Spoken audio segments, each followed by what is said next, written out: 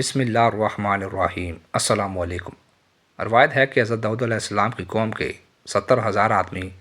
عقبہ کے پاس سمندر کے کنارے ایلا نامی گاؤں میں رہتے تھے، اور یہ لوگ بڑی فراحی اور خوشحالی کی زندگی بسر کرتے تھے۔ اللہ تعالیٰ نے ان لوگوں کا اس طرح امتحان لیا کہ سینچر کے دن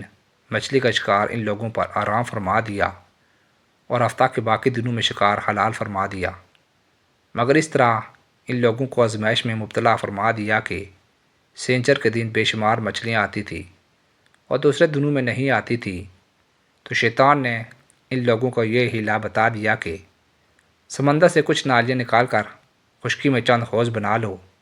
اور جب سینچر کے دن ان نالیوں کے ذریعے مچھلیاں حوض میں آ جائیں تو نالیوں کا منہ بند کر دو، اور اس دن شکار نہ کرو بلکہ دوسرے دن آسانی کے ساتھ ان مچھلیوں کو پکڑ لو۔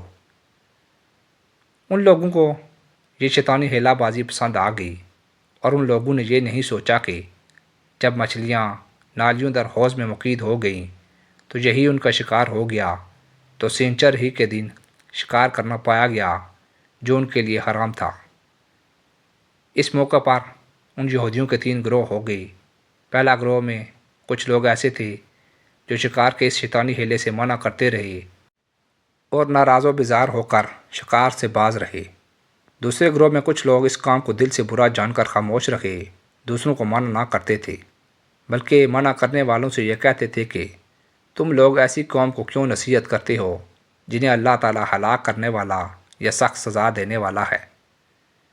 تیسرے گروہ میں کچھ سرکش و نافرمان جنہوں نے حکم خداوندی کی اعلانیہ مخالفت کی اور شیطان کی ہیلے بازی کو مان کر سینچر کے دن شکار کر لیا اور ان مچھلیوں کو کھایا اور بچا بھی لیا۔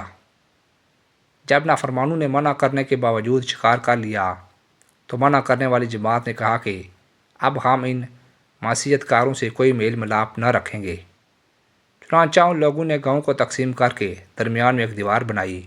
اور آمد و رفت کا ایک الگ دروازہ بھی بنا لیا۔ حضرت داؤد علیہ السلام نے غضبناک ہو کر شکار کرنے والوں پر لعنت فرما دی۔ اس کا اثر یہ ہوا کہ ایک دن خطا کاروں میں سے کوئی باہر نہیں نکلا تو انہیں دیکھنے کے لیے کچھ لوگ دیوار پر چڑھ گئے، تو کیا دیکھا کہ وہ سب بندروں کی صورت میں مسخ ہو گئے ہیں۔ اب لوگ ان مجرموں کا دروازہ کھول کر اندر داخل ہوئے تو وہ بندر اپنے رشتہ داروں کو پہچانتے تھے اور ان کے پاس آ کر ان کے کپڑوں کو سونگھتے تھے